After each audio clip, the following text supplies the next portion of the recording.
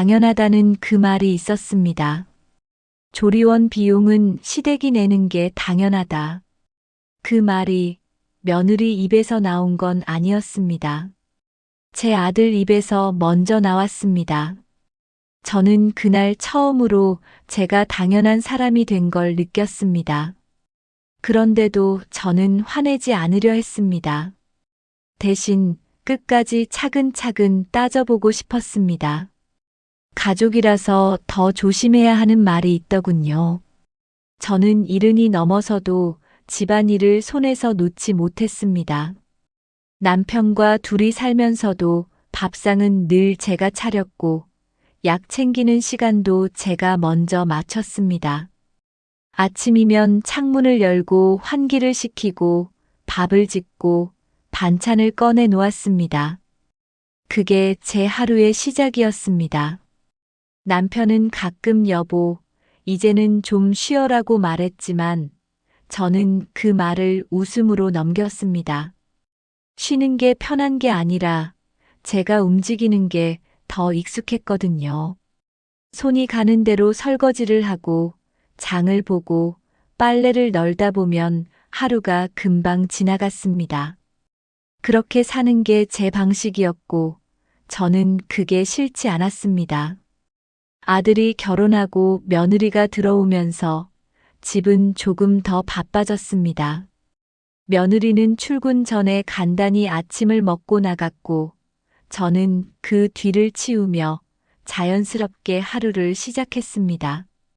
저녁에 둘이 돌아오면 밥상을 차려놓고 남편과 함께 마주 앉아 이런저런 이야기를 나눴습니다. 오늘은 회사에서 무슨 일 있었니? 며느라는 괜찮니? 그런 소소한 대화들이 저는 좋았습니다.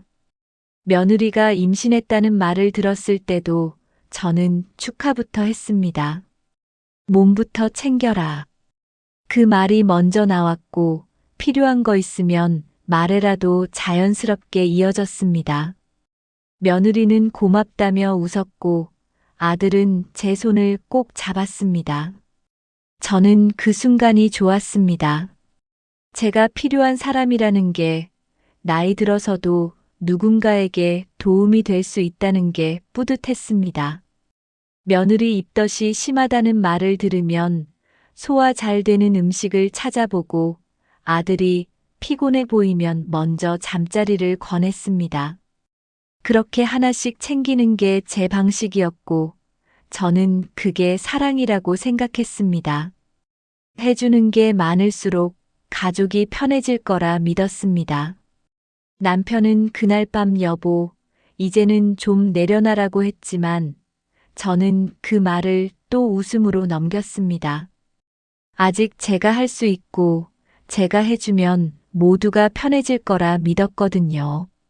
내려놓는다는 게 뭔지 잘 몰랐습니다. 제 손이 가는 곳마다 일이 생기고 그 일을 제가 처리하는 게 당연했으니까요.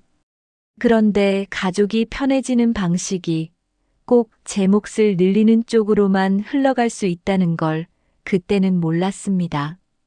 제가 해주는 게 당연해지고 그 당연함이 기대가 되고 그 기대가 요구가 될 수 있다는 것도요.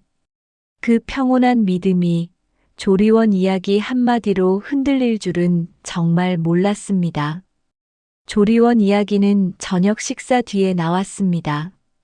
며느리는 조심스러운 말투로 어머님, 조리원 알아보고 있어요 라고 꺼냈고 아들은 제 눈치를 살피며 요즘은 다 그렇게 한대요라고 덧붙였습니다. 저는 고개를 끄덕이며 듣기만 했습니다.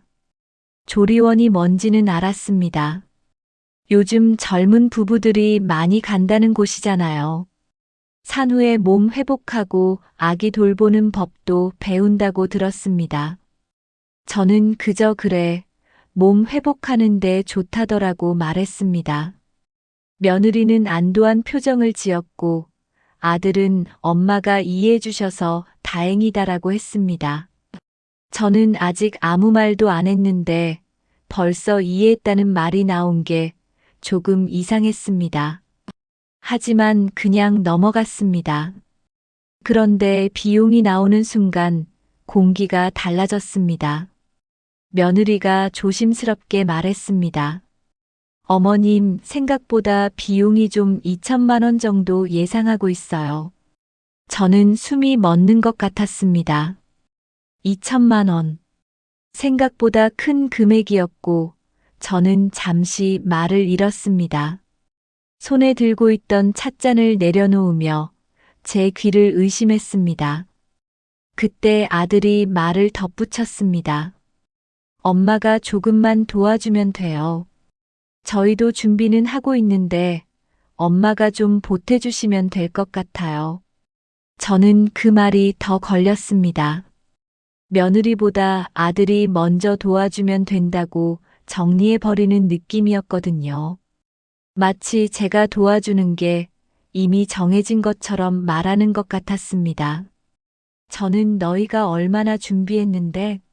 라고 물으려다가 입을 다물었습니다. 그 자리에서 따지면 분위기가 이상해질 것 같았거든요.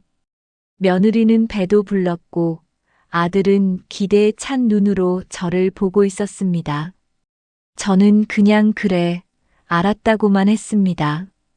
그날 밤 저는 잠을 잘 수 없었습니다. 며느리의 조심스러운 표정, 아들의 당연한 듯한 말투가 자꾸 떠올랐습니다. 2천만 원이라는 숫자가 머릿속을 맴돌았습니다. 큰 돈이었습니다. 하지만 돈이 문제가 아니었습니다. 제가 상의 대상이 아니라 지원자로만 여겨진다는 게 서운했습니다. 며칠을 끙끙 앓다가 결국 오랜 동네 친구 미경에게 전화를 걸었습니다. 미경은 제 말을 다 듣고도 흥분하지 않았습니다. 대신 차분하게 말했습니다. 정임아, 화내지 말고 아들이랑 며느리랑 셋이서 먼저 기준을 맞춰봐. 가능한 범위부터 말하고 조리원 선택도 같이 보자. 저는 그 말이 이상하게 위로가 됐습니다. 맞습니다. 저는 아직 아무 결정을 내리지 않았는데 이미 제 몫이 정해진 것처럼 흘러가고 있었던 겁니다. 저는 그 사실을 인정하기가 싫었지만 부인할 수도 없었습니다.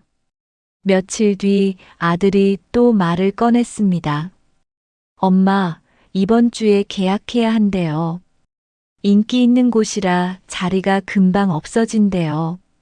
저는 속으로 숨을 고르고 미경이 말한 대로 차근히 물었습니다. 너희가 얼마까지 준비했니? 아들은 잠시 머뭇거리더니 대답을 피했습니다. 엄마가 해주면 해결되잖아요. 그 말이 제 가슴을 찔렀습니다. 해결된다. 제가 돈을 내면 모든 게 해결된다는 말. 저는 화내지 않으려 입술을 다물었지만 마음은 서늘했습니다. 제가 해주는 게 당연하다는 그 말투가 그동안 제가 조용히 해온 모든 것들을 당연하게 만들어버린 것 같았습니다. 저는 다시 물었습니다. 너희가 준비한 금액을 먼저 말해봐라. 아들은 난처한 표정을 지었습니다. 저희는 500 정도요. 500만 원. 2천만 원 중에서 500만 원. 나머지 1,500만 원은 제가 내라는 말이었습니다. 저는 숨을 깊이 들이마셨습니다. 그럼 나머지는 내가 다 내라는 거니?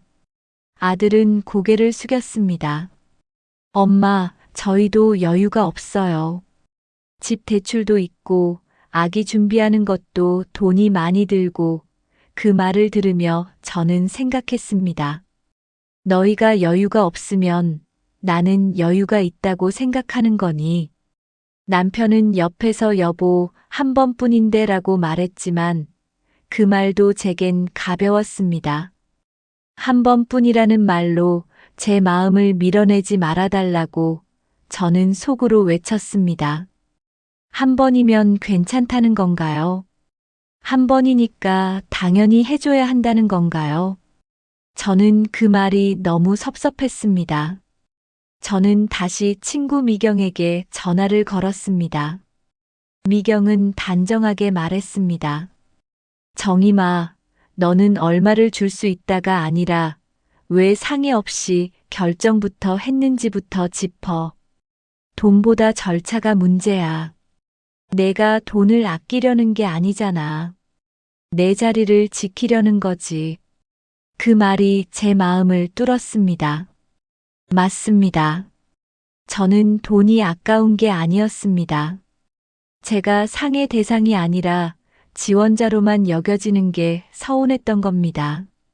제 의견은 묻지도 않고 제가 해줄 거라고 먼저 정해놓고 그 결론을 가져와서 통보하는 방식이 싫었습니다.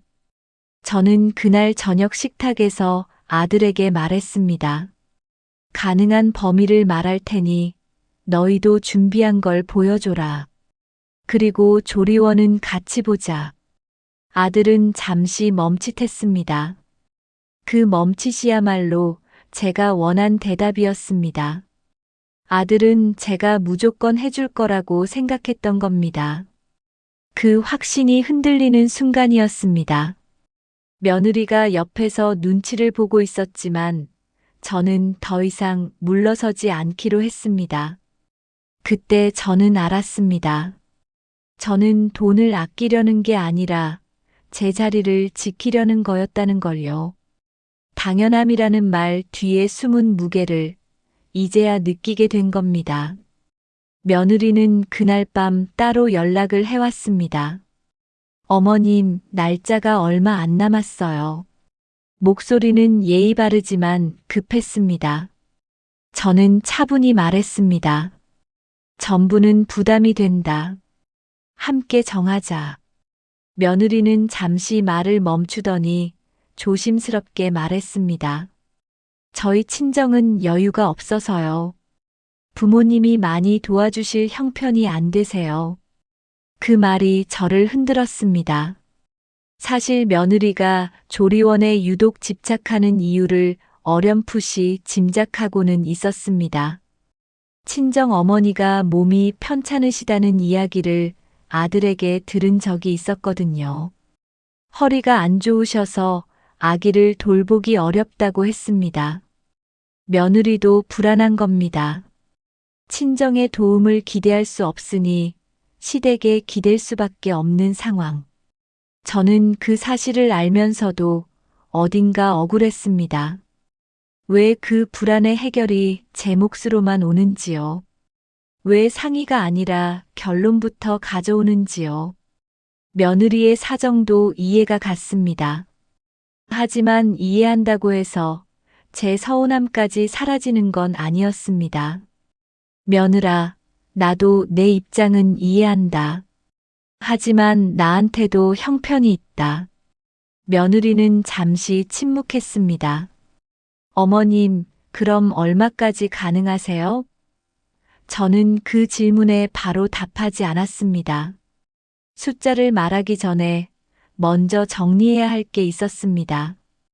다음 날 저는 동네 반찬 가게 하는 영자에게 김치 좀 달라며 들렀습니다. 영자는 제 얼굴을 보자마자 알아챘습니다. 또 아들 일이냐? 저는 웃으며 넘기려다 결국 조리원 이야기를 꺼냈습니다. 영자는 손을 털며 툭 말했습니다. 정임아, 내가 다 해주면 고맙다 하고 한 번 안 해주면 야박하대. 그게 가족이다. 나도 똑같이 당했어. 우리 딸도 그랬고 며느리도 그랬어. 다 해주면 당연하고 안 해주면 섭섭하다고 하더라. 웃기기도 하고 씁쓸하기도 했습니다. 영자의 말은 위로가 아니라 현실이었습니다. 저는 그 말이 자꾸 마음에 남아 집으로 돌아오며 몇 번이나 다시 곱씹었습니다. 며느리를 미워하고 싶지 않았습니다. 하지만 이 상황을 그냥 받아들이고 싶지도 않았습니다. 집에 돌아와 거울을 봤습니다. 이른이 넘은 제 얼굴이 비쳤습니다. 주름진 손, 구부정한 어깨. 저는 이 나이에도 여전히 누군가에게 당연한 사람이어야 하는 걸까요? 해주는 게 사랑이라고 믿었는데 그 사랑이 언제부턴가 의무가 되어버린 건 아닐까요? 저는 제 마음의 결을 다시 만져봤습니다. 서운함과 이해 사이, 배려와 선긋기 사이 어딘가에서 저는 길을 찾아야 했습니다. 며느리도 아들도 남편도 아닌 제 마음이 가리키는 방향을 따라가야 했습니다. 그게 제가 제 나이에 할 수 있는 마지막 선택이라는 생각이 들었습니다. 저는 그날 오후 따뜻한 차를 끓여두고 멍하니 창밖을 봤습니다. 며느리의 목소리, 아들의 말투, 남편의 한 번뿐이 한꺼번에 떠올랐습니다. 차 잔을 손에 쥐고 있었지만 맛도 느껴지지 않았습니다. 저는 혼자 앉아있기가 답답해서 친구 미경을 불러 집 앞 공원 벤치에서 잠시 앉았습니다. 공원에는 산책 나온 사람들이 몇 명 보였습니다. 강아지를 데리고 나온 할머니, 손주를 안고 걷는 할아버지. 평온한 풍경이었지만 제 마음은 평온하지 않았습니다. 미경은 제 손을 꼭 잡고 말했습니다. 정임아, 내가 결정을 미루는 동안 감정이 쌓이는 거야. 셋이서 선부터 정해. 내가 낼 수 있는 범위를 말하고, 아들은 자기 책임을 말하고, 며느리는 원하는 기준을 말하게 해. 그리고 그 셋의 교집합을 찾는 거야. 저는 고개를 끄덕였습니다. 미경은 덧붙였습니다. 그리고 며느리한테도 말해. 너를 미워하는 게 아니다. 절차를 지키자고. 내가 먼저 선을 말해야 아들도 책임을 세우지. 그 말이 제 마음을 정돈해줬습니다. 영자의 말은 현실이었고 미경의 말은 방법이었습니다. 미경아, 그런데 내가 선을 그으면 며느리가 서운해하지 않을까? 미경은 제 손을 더 꽉 잡았습니다. 정임아, 내가 서운한 건 괜찮고 며느리가 서운한 건 안 된다는 법이 어디 있어. 너도 사람이야. 내 마음도 중요해. 그 말이 제 가슴을 울렸습니다. 저는 평생 남의 서운함을 먼저 걱정하며 살았습니다. 남편이 서운할까, 아들이 섭섭해할까, 며느리가 오해할까. 그런데 정작 제 서운함은 한 번도 제대로 들여다본 적이 없었습니다. 제 감정은 늘 나중이었습니다. 저는 그날 밤 남편에게 조용히 말했습니다. 여보, 이번엔 당신도 옆에만 있지 말고 같이 의논하자. 남편은 잠시 제 얼굴을 보더니 미안한 얼굴로 고개를 끄덕였습니다. 미안하다, 여보. 내가 너무 안일했나 보다. 당신한테만 맡기고 나는 결과만 보려고 했어. 그 표정이 다음 이야기를 열어줄 실마리 같았습니다. 남편도 이제 옆에서 보기만 하지 않겠다는 뜻이었습니다. 저는 그제야 조금 마음이 놓였습니다. 혼자가 아니라는 느낌. 그게 저에겐 큰 힘이 됐습니다.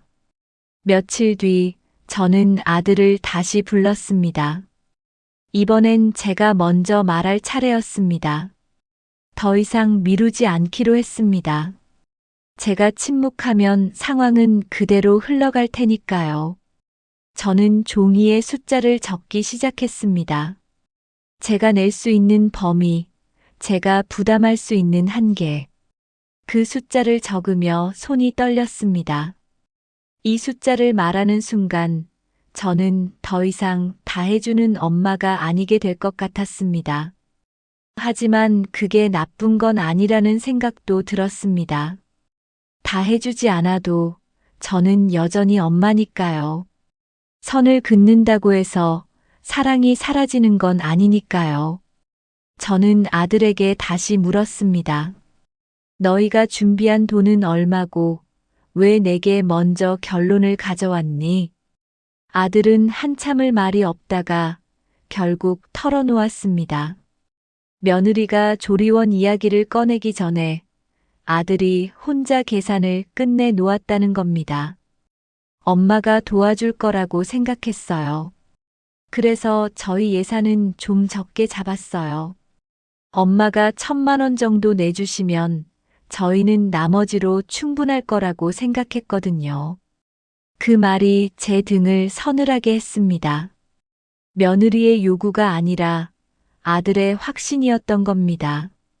아들이 며느리보다 먼저 엄마는 해줄 거야 라고 믿어버렸고 그 믿음 위에서 모든 계획을 세운 겁니다.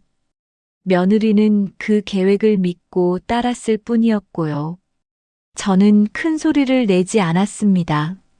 미경이 말한 대로 절차를 다시 세워야 했으니까요. 하지만 제 목소리는 떨렸습니다. 주녀가 나한테 물어보지도 않고 그렇게 정한 거니? 아들은 고개를 숙였습니다. 죄송해요, 엄마. 당연히 해주실 줄 알았어요. 당연히. 또 그 말이었습니다. 저는 천천히 말했습니다. 너는 남편이고 아빠가 될 사람이다. 내 책임을 먼저 세워라. 내가 도와주는 건 그 다음이야.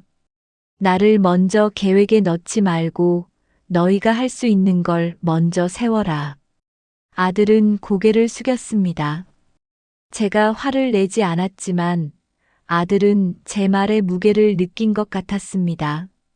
엄마, 제가 잘못 생각했어요. 엄마 입장은 생각 안 하고 저희 필요만 생각했어요. 그 말이 진심인지는 모르겠지만 적어도 아들이 뭔가 잘못됐다는 걸 인정한 건 처음이었습니다. 저는 이어서 말했습니다. 너희가 500을 준비했다면 일단 그걸로 갈 수 있는 조리원을 알아봐라. 내가 보탤 수 있는 건 그 다음에 이야기하자. 그리고 저는 며느리에게도 전화를 했습니다. 며느라, 내가 도와주기 싫어서가 아니다. 상의 없이 정해진 건 받아들이기 어렵다. 나도 내 사정은 이해한다. 하지만 너도 내 입장을 이해해줘야 한다. 며느리는 조용히 제가 급해서 그랬어요. 죄송해요라고 했습니다. 그 말에서 저는 처음으로 며느리도 이 상황의 주도자가 아니라는 걸 느꼈습니다.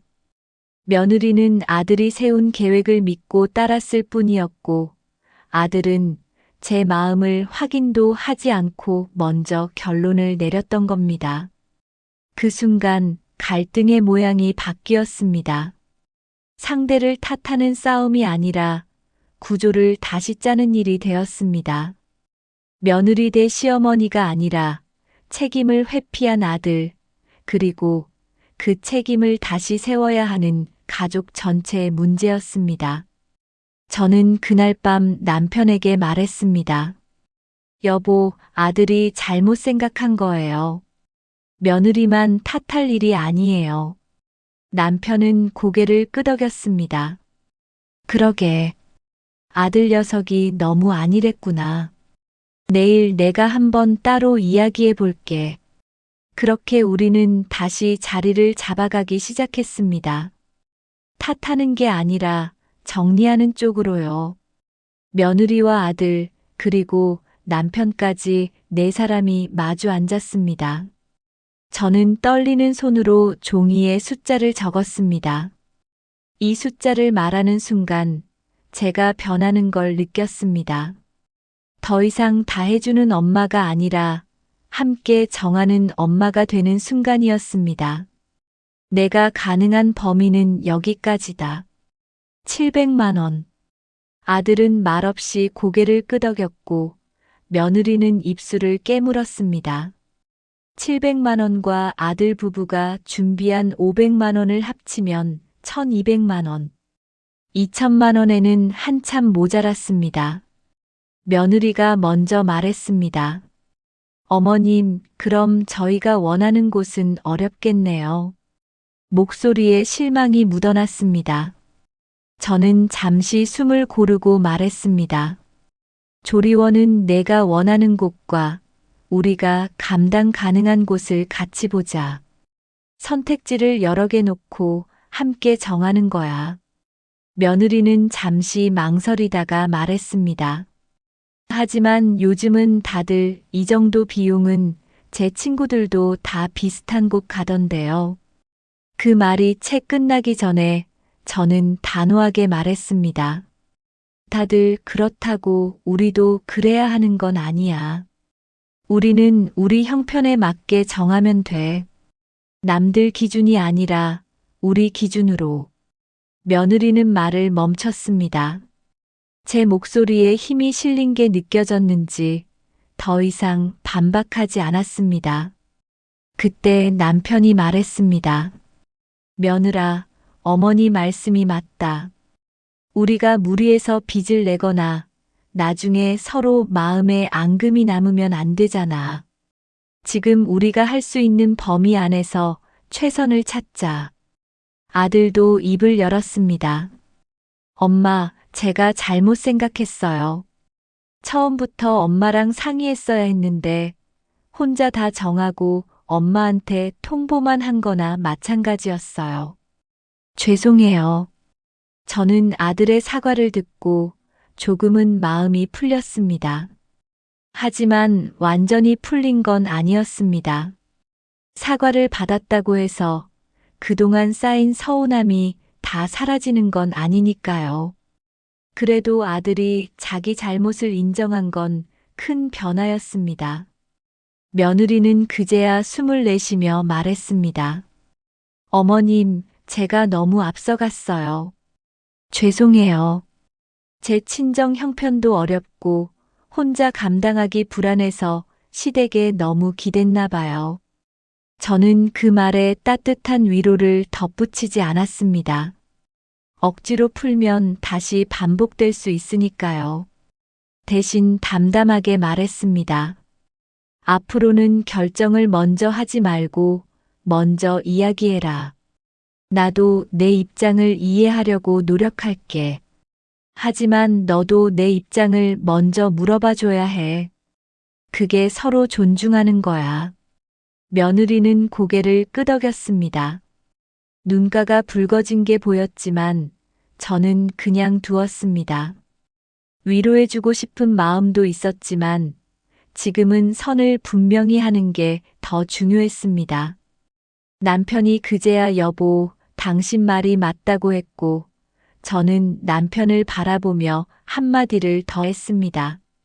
당신도요. 한 번뿐으로 내 마음을 밀지 말고 내 기준을 같이 세워줘요. 당신이 옆에서 같이 의논해줬으면 이렇게까지 서운하지 않았을 거예요. 남편은 작게 미안하다라고 했습니다. 완전히 따뜻해진 건 아니지만 적어도 각자의 자리가 정리됐습니다. 저는 그게 화해의 시작이라고 생각했습니다. 사이다처럼 속 시원하진 않았지만 적어도 다시 흐트러지지 않을 기준은 세운 셈이었습니다. 요즘도 저는 같은 시간에 일어납니다. 밥을 하고 약을 챙기고 남편과 마주 앉아 TV를 봅니다. 겉으로 보면 달라진 게 없어 보입니다. 하지만 달라진 건 아주 작고 그래서 더 중요합니다. 아들은 이제 무슨 일을 결정하기 전에 먼저 묻습니다. 엄마, 이거 괜찮을까요? 엄마 의견은 어때요? 며느리는 필요한 말만 또박또박 전합니다. 어머님, 이번 주 검진 다녀올게요. 어머님, 이건 어머님 생각은 어떠세요?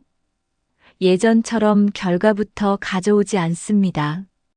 며칠 전 며느리가 조리원 팸플릿 몇 개를 가져왔습니다. 어머님, 이 중에서 같이 골라주세요. 저는 하나하나 펼쳐보며 말했습니다. 이건 시설이 좋네. 이건 가격이 괜찮고. 이건 집에서 가깝고. 너는 어떤 게 좋아? 며느리는 조심스럽게 자기 생각을 말했고, 저도 제 생각을 말했습니다. 그렇게 우리는 함께 정했습니다. 1200만 원으로 갈 수 있는 곳 중에서 시설도 괜찮고 집에서도 가까운 곳으로요. 며느리는 처음 원했던 곳보다는 작았지만 만족스러워 보였습니다. 어머님, 고맙습니다. 이 정도면 충분해요. 며느리의 그 말이 진심으로 들렸습니다. 저도 마음이 놓였습니다. 억지로 해준 게 아니라 함께 정했으니까요. 제가 일방적으로 베푼 게 아니라 서로 양보하고 조정한 결과였으니까요. 영자는 여전히 반찬을 담으며 가족이란 게 그래라고 웃고, 미경은 정임아, 내가 선을 세웠으니 이제 덜 흔들릴 거야라고 말합니다. 저는 그 말을 들을 때마다 제가 바뀌었다는 걸 느낍니다. 예전에는 해주는 게 사랑이라고만 믿었습니다. 이제는 함께 정하는 게 사랑이라는 걸 알게 됐습니다. 가족이라는 이름 아래에서도 각자의 몫과 순서가 있어야 오래 간다는 것도요. 저는 앞으로도 다 해주진 않을 겁니다. 대신 꼭 필요한 만큼, 그리고 서로가 납득하는 방식으로만 하려고 합니다. 그게 제 나이에서 배운 가장 현실적인 다정함이었습니다. 남편은 요즘 설거지를 거듭니다. 여보, 내가 할게. 저는 그 모습을 보며 웃습니다. 늦었지만 시작은 한 셈이니까요. 아들도 주말에 들러 엄마, 뭐 필요한 거 없어요? 라고 물어봅니다. 예전처럼 엄마가 해줄 거야가 아니라 엄마는 괜찮으세요? 라고 묻는 겁니다. 그 작은 변화가 저에겐 큰 위로였습니다. 제가 당연한 사람이 아니라 존중받는 사람이 됐다는 느낌. 제가 베풀기만 하는 사람이 아니라 함께 정하는 사람이 됐다는 느낌. 그게 저를 한결 가볍게 만들었습니다. 저는 이제 알았습니다. 사랑은 다 해주는 게 아니라 함께 짊어지는 거라는 걸요. 당연함이라는 말 뒤에는 누군가의 조용한 수고가 숨어 있습니다. 그 수고를 당연하게 여기는 순간 관계는 조금씩 기울기 시작합니다. 하지만 선을 긋는다고 해서 멀어지는 건 아닙니다. 오히려 그 선이 서로를 오래 지켜주는 울타리가 되기도 합니다. 저는 그걸 이제야 배웠습니다. 늦었지만 배운 게 어디입니까? 앞으로라도 잘하면 되는 거지요. 가족은 가까워서 더 조심해야 하더군요. 한번 해줬다고 다음도 당연해지는 순간 사랑은 금방 부담이 됩니다. 저는 이제 화내기보다 먼저 의논하는 사람이 되고 싶습니다. 선 하나가 생기면 멀어지는 게 아니라 오히려 오래가는 길이 되기도 하니까요. 당연함이라는 말 뒤에는 누군가의 조용한 수고가 숨어 있습니다. 그 수고를 당연하게 여기는 순간 관계는 조금씩 기울기 시작합니다. 저는 이제 알았습니다. 다 해주는 게 사랑이 아니라 함께 정하는 게 사랑이라는 걸요. 가족이라는 이름 아래에서도 각자의 몫과 순서가 있어야 오래 간다는 것도요. 앞으로도 저는 다 해주진 않을 겁니다. 대신 꼭 필요한 만큼, 그리고 서로가 납득하는 방식으로만 하려고 합니다. 그게 제 나이에서 배운 가장 현실적인 다정함이었습니다.